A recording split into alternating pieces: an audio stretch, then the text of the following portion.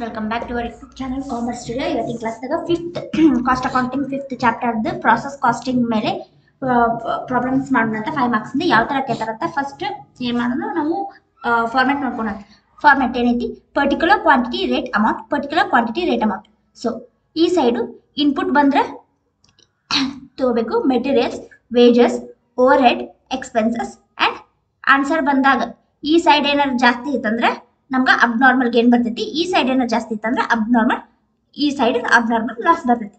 So ಈ ಕಡೆ normal loss ಇದನ್ನ ಇನ್ಪುಟ್ ಮ್ಯಾಗ ಕಂಡು ಹಿಡ್ಕೋತೀವಿ. Next abnormal loss and actual output.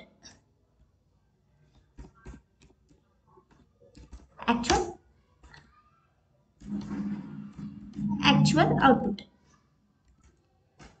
Okay, ಇವಾಗ ಇದಕ್ಕೆ ಮತ್ತೊಂದು ಫಾರ್ಮುಲಾ ಐತಿ, ಇದನ್ನ ನಾನು ಪ್ರಾಬ್ಲಮ್ ಮಾಡುವಾಗ ಎಕ್ಸ್ಪ್ಲೇನ್ ಮಾಡ್ತೇನೆ ಅಂತ. ಅದ್ರ ಫಾರ್ಮುಲಾ ಅಂದ್ರೆ ಈ ನಾರ್ಮಲ್ ಲಾಸ್ ಮಾಡುವಾಗ ರೇಟ್ ಕಂಡು ಹಿಡ್ಕೋಕ ಇದನ್ನ ಯೂಸ್ ಮಾಡ್ಕೋತೀವಿ. Cost per unit is equal to total cost minus normal loss sold as scrap divide by normal unit. ಈ ನಾರ್ಮಲ್ ಯೂನಿಟ್ ಕಂಡು ಹಿಡ್ಕೋಕ ಮತ್ತೊಂದು ಫಾರ್ಮುಲಾ ಹಾಕೋತೀವಿ, ಇನ್ಪುಟ್ ಮೈನಸ್ ನಾರ್ಮಲ್ ಲಾಸ್ ಅಂತ ಹಾಕೊಂಡ್ರೆ ನಮ್ಗೆ ನಾರ್ಮಲ್ ಲಾಸ್ ಬರ್ತೈತಿ. ಅದನ್ನ ಇಲ್ಲಿ ಹಾಕೊಂಡು ಡಿವೈಡ್ ಮಾಡ್ತೀವಿ. ಓಕೆ, ಒಂದು ಪ್ರಾಬ್ಲಮ್ ನೋಡೋಣ ಅಂತ ಗೊತ್ತಾಗುತ್ತೆ. ಸಿಂಪಲ್ ಐತಿ.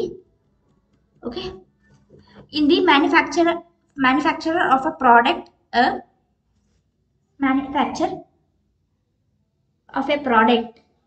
A 4,800 kg materials at ₹12 per kg were supplied in process 1 during a particular period. Other cost way ಅಂತ ಹೇಳಿ ಡೈರೆಕ್ಟ್ ವೇಜಸ್ ಕೊಟ್ಟರು 7,200, production overhead 3,600, normal loss estimated 10% of input which can be sold as A scrap for ₹3 per kg ಅಂತ ಹೇಳಿ prepare process 1 ಅಂತ account ಕೊಟ್ರೆ. Sorry, ಇನ್ನೊಂದೇನೋ miss ಮಾಡಿದ್ವಿ. Yes, the actual output was of 4,004 kg ಅಂತ ಇಷ್ಟು ಹೇಳ್ಯಾರ. ಇವಾಗ ಏನು ಹೇಳ್ಯಾರ, 4,800 kg ಹೇಳ್ಯಾರ. 1 kgಗೆ 12 per kg ಅದ ಅಂದ್ರೆ 4,800ಗೆ ಎಷ್ಟಾಯ್ತು ಅಂತ ನಾವು ಕಂಡುಹಿಡ್ಕೋಬೇಕು. ಸೊ ಇಲ್ಲಿ ಫಸ್ಟ್ ಕ್ವಶನ್ ಏನು ಕೊಟ್ಟಿರ್ತಾರಲ್ಲ ಕೆಜಿ ಅಮೌಂಟ್, ಇದು ನಮ್ದು ಇನ್ಪುಟ್ ಇರ್ತೈತಿ. ಸೊ ಹಾಕೊಂಡ್ರಿ ಫಸ್ಟ್ ಪ್ರಾಸೆಸ್ 1 ಅಂದ್ರೆ ಅವ್ರು ಪ್ರಾಸೆಸ್ 1 ಅಕೌಂಟ್ನ ಕಂಡು ಹಿಡಿಯರಂತಾರ. ಸೊ ನಮ್ದು ಏನಾಗ್ತೈತಿ ಹೆಡ್ಡಿಂಗ್ ಪ್ರಾಸೆಸ್ 1 ಅಕೌಂಟ್ ಅಂತ ಹಾಕೊಂಡು ಪರ್ಟಿಕ್ಯುಲರ್ ಕ್ವಾಂಟಿಟಿ ರೇಟ್ ಅಮೌಂಟ್ ಅಂತ ಹಾಕೊಂಡು ಫಸ್ಟ್ ಇಲ್ಲಿ ಏನು ಬರ್ಕೋತೀವಿ ನಾವು ಇನ್ಪುಟ್. ಕ್ವಶನ್ ಫಸ್ಟ್ ಏನು ಇರ್ತೈತಿ ನೋಡು, ಅದು ನಮ್ದು ಇನ್ಪುಟ್ ಇರ್ತೈತಿ. 4,800 ಯೂನಿಟ್, ರೇಟ್ ಎಷ್ಟೈತಿ 12. 4,800 ಇಂಟು 12 ಮಾಡಿದ್ರೆ 57,600 ಆಗತ್ತೆ. ಓಕೆ, ನೆಕ್ಸ್ಟ್ ಏನೈತಿ ಡೈರೆಕ್ಟ್ ವೇಜಸ್ ಬಂದ್ರೆ ಈ ಕಡೆನ ತಗೋಬೇಕು. Direct materials, wages, overhead, expenses ಏನ್ ಬಂದ್ರು ಅವು ಈ ಕಡೆ. ಸೊ ಡೈರೆಕ್ಟ್ ವೇಜಸ್ ಏನೈತಿ, ಡೈರೆಕ್ಟ್ ಅಮೌಂಟ್ ಕೊಟ್ಟರವರು 7,200. Next production over head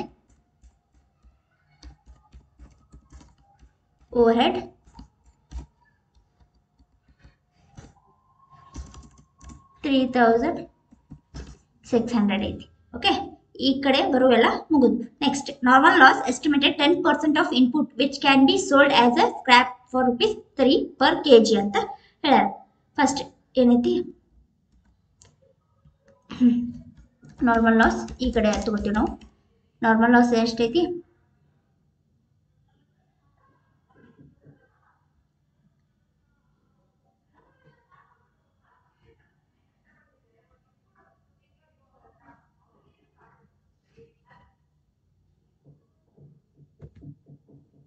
okay, normal loss ಎಷ್ಟೈತಿ 10% ಐತಿ. ಓಕೆ, 10% ಅದ್ರ ಮೇಲೆ ತಗೋಬೇಕಂದ್ರೆ ಇನ್ಪುಟ್ ಏನು ತಗೊಂಡಿರ್ತೀವಲ್ಲ ಅದು ಇನ್ಪುಟ್ ಯೂನಿಟ್ಸ್ ಎಷ್ಟೈತಿ 4,800. ಇದ್ರದ್ದು 10% ಮಾಡ್ಕೊಂಡ್ರೆ 480 ಬರುತ್ತೆ. ರೇಟ್ ಕೊಟ್ಟಾರ ₹3 per kg ಅಂತ ಕೊಟ್ಟಾರ. ಈಗ ಸೊ 480 ಇಂಟು 3 ಮಾಡಿದ್ರೆ ಇಷ್ಟು ಬರುತ್ತೆ. ನೆಕ್ಸ್ಟ್ ಏನು ಕೊಟ್ಟಾರ ಆಕ್ಚುಯಲ್ ಔಟ್ಪುಟ್ ಕೊಟ್ಟಾರ. ಸೊ ಆಕ್ಚುಯಲ್ ಔಟ್ಪುಟ್ ನಾವೆಲ್ಲ ತಗೋತೀವಿ,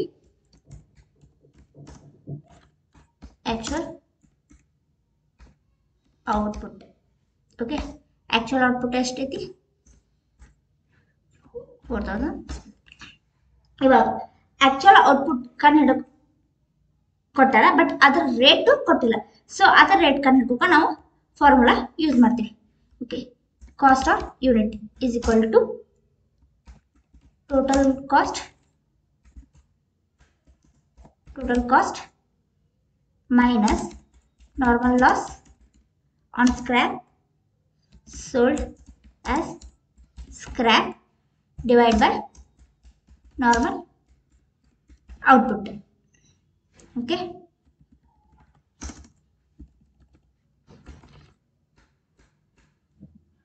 ಔಟ್ಪುಟ್ ಇಷ್ಟ ಹಾಕ್ತೀವಿ. ಇವಾಗ ಟೋಟಲ್ ಕಾಸ್ಟ್ ಏನಂದ್ರೆ ಯಾವ ಕಡೆ ಜಾಸ್ತಿ ಐತಿ ಫಸ್ಟ್ ನಾವು ಚೆಕ್ ಮಾಡ್ಕೋಬೇಕು. ಓಕೆ, ಇವಾಗ ಈ ಕಡೆ ಜಾಸ್ತಿ ಐತಿ compared to this side. So ಎಷ್ಟು ಜಾಸ್ತಿ ಐತಿ? 57,600 ಪ್ಲಸ್ 7,200 ಪ್ಲಸ್ 3,600 ಮಾಡಿದ್ರೆ 68,400 ಬರುತ್ತೆ. ಇದನ್ನ ನಮ್ದು ಏನಾಗತ್ತೆ? ಟೋಟಲ್ ಕಾಸ್ಟ್ ಆಗುತ್ತೆ. ಓಕೆ, ಟೋಟಲ್ ಕಾಸ್ಟ್ ಎಷ್ಟೈತಿ? 68,400 less normal loss. Normal loss ಎಷ್ಟೈತಿ? ಬಂದಿದ್ದ ಅಮೌಂಟನ್ನ ಹಚ್ತೀವಿ. ಓಕೆ, ಈ ಯೂನಿಟ್ ಕ್ವಾಂಟಿಟಿ ತಗೋಬೇಡ್ರಿ, ಅಮೌಂಟ್ ತಗೋರಿ. 1440 divide by normal output. Normal ಔಟ್ಪುಟ್ನ ನಾವು ಕಂಡು ಹಿಡ್ಕೋತೀವಿ. ಸೊ ನಾರ್ಮಲ್ ಔಟ್ಪುಟ್ಗೆ ಮತ್ತೊಂದು ಫಾರ್ಮುಲಾ ಹಾಕ್ತೀವಿ. Normal output equal to normal ಔಟ್ಪುಟ್ಗೆ ಫಾರ್ಮುಲಾ ಏನೈತಿ? ಇಲ್ಲ ಆಲ್ರೆಡಿ ಕೊಟ್ಟು ಇನ್ಪುಟ್ ಮೈನಸ್ ನಾರ್ಮಲ್ ಲಾಸ್. ಅಂದ್ರೆ ಇನ್ಪುಟ್ ಎಷ್ಟೈತೆ ನಮ್ದು?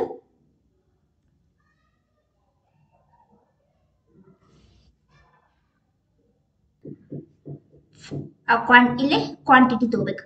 ನಾರ್ಮಲ್ ಲಾಸ್ ಔಟ್ಪುಟ್ಗೆ 4,800 ಮೈನಸ್ 480 ಮಾಡಿದ್ರೆ ನಮ್ದು ನಾರ್ಮಲ್ ಔಟ್ಪುಟ್ ಸಿಗುತ್ತೆ. ಹಾಕ್ತೀವಿ ನೋಡಿ, input minus normal loss. Okay,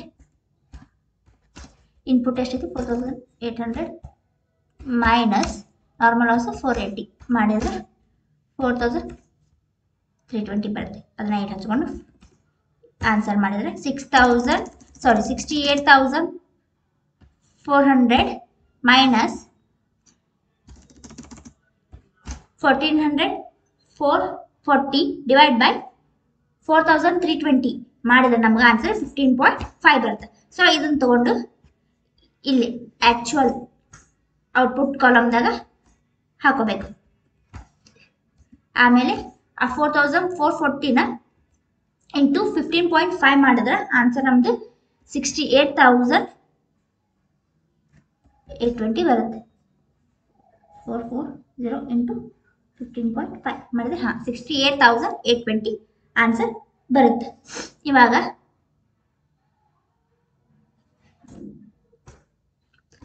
ಯಾವ ಕಡೆ ಜಾಸ್ತಿ ಇದನ್ನ ಇವಾಗ ರಿಮೂವ್ ಮಾಡಿ. ನಾನು ಜಸ್ಟ್ ಟೋಟಲ್ ಮಾಡಕ್ಕೆ ಹಚ್ಕೊಂಡಿದ್ದೆ. ಇವಾಗ ಟೋಟಲ್ ಮಾಡಿ ಯಾವ ಕಡೆ ಜಾಸ್ತಿ ಐತಿ?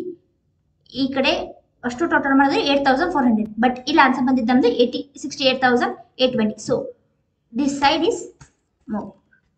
ಸೊ 68,820 ಪ್ಲಸ್ 1,440 ಪ್ಲಸ್ ಮಾಡಿದ್ರೆ 70,260 ಆನ್ಸರ್ ಬರುತ್ತೆ. ಸೊ ಅದನ್ನೆರಡು ಕಡೆ ಹಚ್ಕೊಂಡು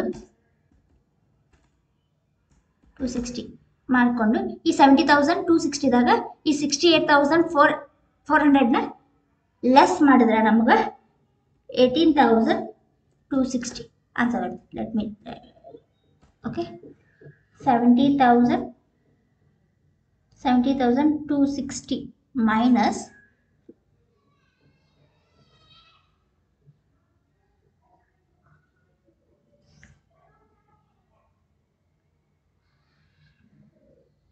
1860 ಬರುತ್ತೆ. ಬಂದ ಆನ್ಸರ್ ಏನು? ನಮ್ದು ಆನ್ಸರ್ ಅಬ್ನಾರ್ಮಲ್ ಗೇನ್ ಆಗುತ್ತೆ.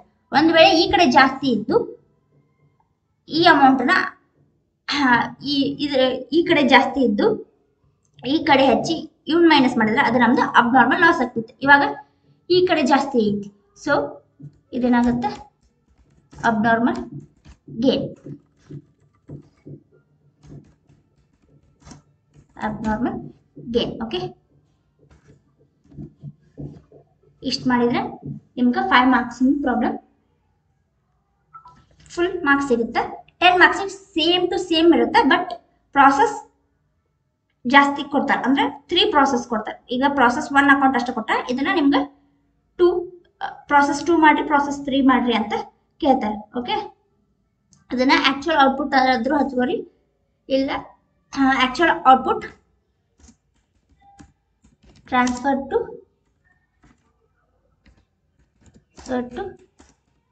ಪ್ರಾಸೆಸ್ 2 ಅಂತ ನಾವು 10 ಮಾರ್ಕ್ಸ್ದಾಗ ಹಚ್ಕೊಂಡು ಮಾಡ್ತೀವಿ. ಓಕೆ, ಇಷ್ಟು ಮಾಡಿದ್ರೆ ಮುಗೀತು.